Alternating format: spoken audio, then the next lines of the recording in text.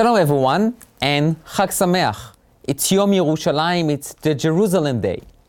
In 1967, in the Six-Day War, with God's help, our paratroopers went into Yerushalayim, into Jerusalem, and were able to reunite Yerushalayim to be again the capital city of the state of Israel, and to restore the glory, the fame, the holiness of Yerushalayim to its rightful owners, the Jewish people. Today I would like to talk a little bit about the meaning and the insight of Yom Yerushalayim and what should it teaches us on an individual basis. For years, since the Jews were exiled from the land of Israel, the Jewish people never forget Yerushalayim.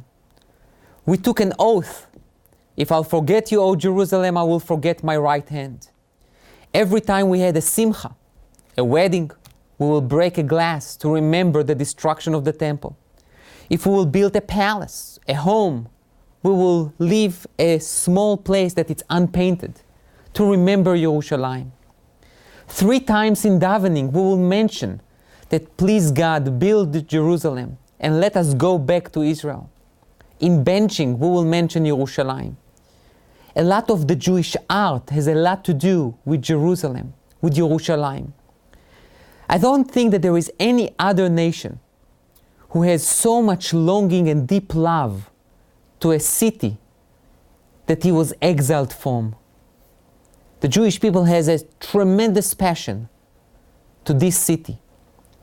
And for 2,000 years in exile, the Jewish people had religious feelings towards that city.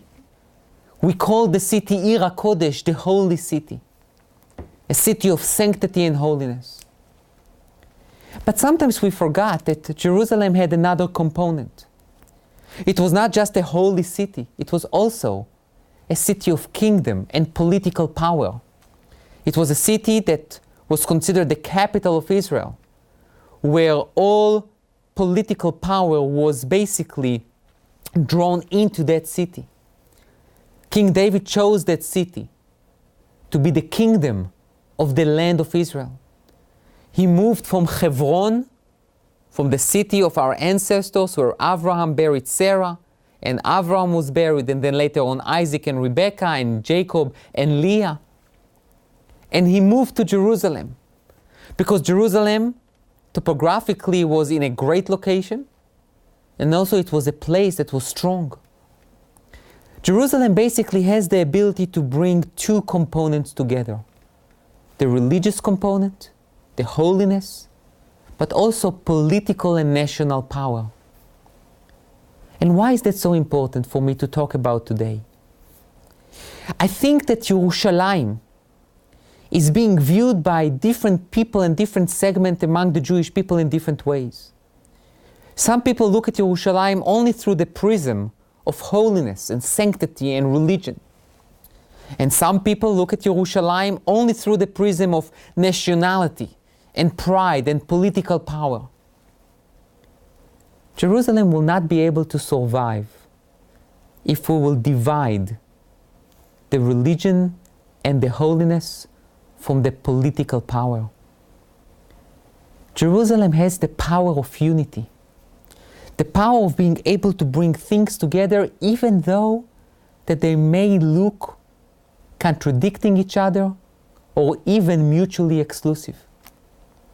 King David, King Solomon were able to bring holiness in its peak, to build the Beit HaMikdash, to build the temple, and at the same time to create kingdom and political power.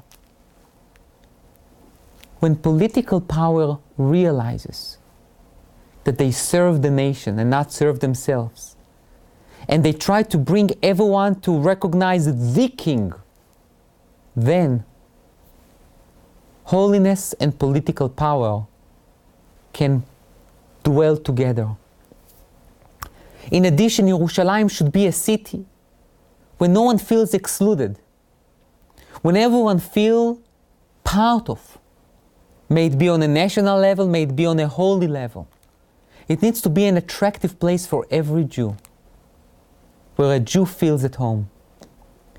When the paratroopers released Jerusalem, It was a mixture of soldiers who were religious and non-religious.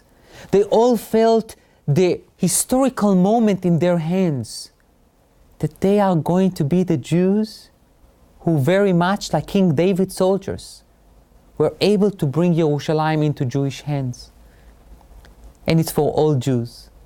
It's not only for the Zionists, it's not only for the religious Jews, it's not only for the religious Zionist Jews, it's for all Jews together to feel that Yerushalayim is their city. As King David says in Psalms, Ke'ir shechubra la yachdav, like a city that brings people together. And this is the message for us as individuals. We must find a way to be able to bring together people from all different spectrums of lives, from all different backgrounds, from all different perspectives on religion. As Yerushalayim can do it, we should have a little Yerushalayim in our heart to bring people together. Thank you.